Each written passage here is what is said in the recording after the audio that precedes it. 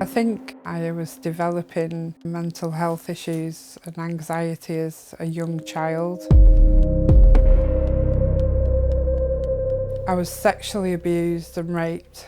Some of it happened before I was 18 months old.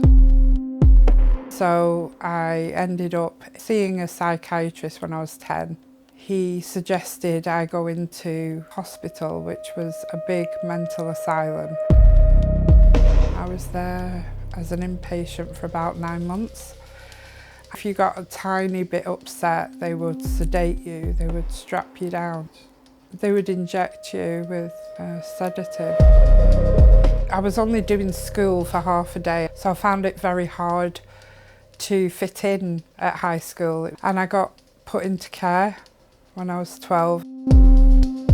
You were treated like a number, not a person. I think I was moved about 20 times when I was in care, from one children's home to another. I ran away a lot. I would sleep on the streets because I felt safer on the streets than I did in the children's homes. A lot of the girls that were in care have died since by suicide or drug overdoses or alcoholism. I left care. I was put into a third floor bedsit. You're left to just, okay, have a good life.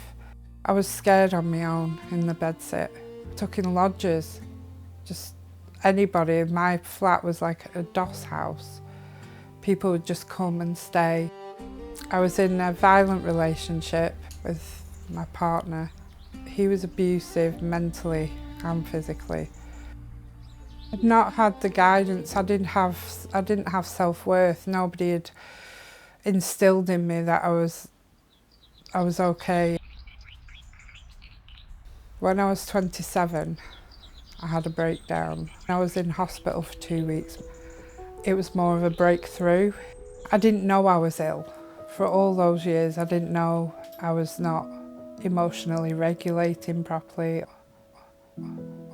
I had a really good community psychiatric nurse. She was amazing. She really helped me fight for support with my son. Things started to level out because I had a person there that was reassuring me if I thought I was doing the wrong thing or I was unsure of what I was doing.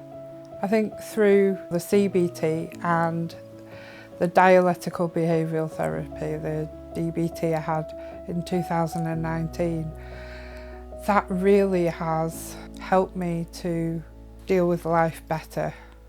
I was introduced to the Wales Mental Health and Wellbeing Forum. The knowledge within that group is amazing. All the things they fight for and the passion within people.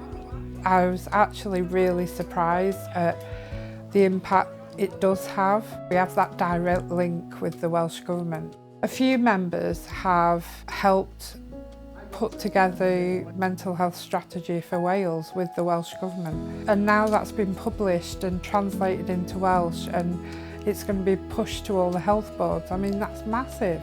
I always feel quite pumped up and motivated when I come away from quarterly meetings. I think, you know, if you can try and help someone, then your day's not been wasted.